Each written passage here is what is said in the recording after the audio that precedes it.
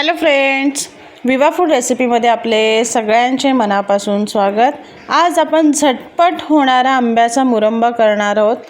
कमीत कमी वेळामध्ये होतं कसं करायचं आहे चला बघूयात आपण पुढे व्हिडिओमध्ये। इथे मी कैऱ्या घेतलेल्या आहेत, तयार झालेल्या कैऱ्या आहेत। आता आपल्याला हे ना सोलून घ्यायचं आहे। ह्याचा आपण छान असा मुरंबा करून घेणार आहोत। सगळ्यात पहिले देठ काढून घ्यायचं आहे आणि आपल्याला त्याची साल काढून घ्यायची, ते सोलायचं आहे। पूर्ण सर्व आंब्यांचे ना आपण अशा साल काढून घेऊयात। इथे आंबे सोलून घेतलेले आहेत। आता आपल्याला एक कट करून घ्यायचे आहेत। त्याला बाटा तयार होत आलेला आहे।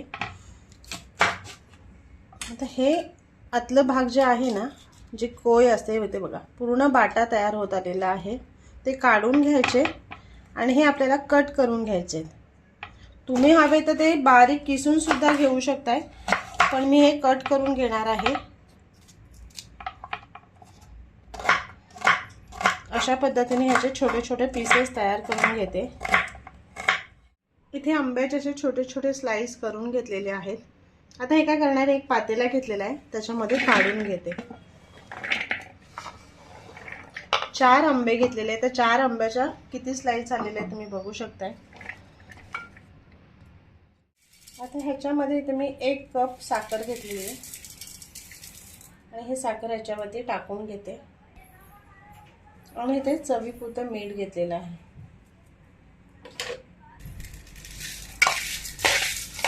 ते मिक्स करायचे आणि 5 ते 10 मिनिटं असे सोडून द्यायचे। ह्याच्यामध्ये साखर विरघळायला पाहिजे, असं 2 मिनिटं, 2 नाही 5 ते 10 मिनिटं आपण असंच ठेवून देऊया। त्याच्यावरती झाकण ठेवून 10 मिनिटानंतर गॅसवरती मी हे पातेलं ठेवून देणार आहे, गॅस चालू करून।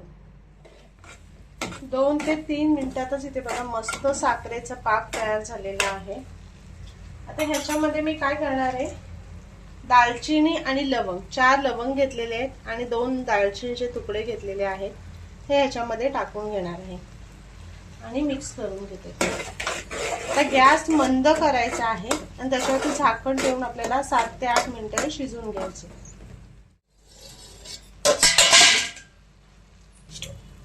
7 ते 8 मिनिटं झालेले आहेत। इथे बघा मस्त आपले जेली सारखे इथे आंब्याचे स्लाइस झालेले आहेत, खूप मस्त। आणि आंबा हा साखरेमध्ये छान मुरलेला सुद्धा आहे। आता गॅस बंद करून ठेवायचे आणि हे असंच आपल्याला थंड करण्यासाठी ठेवून द्यायचे।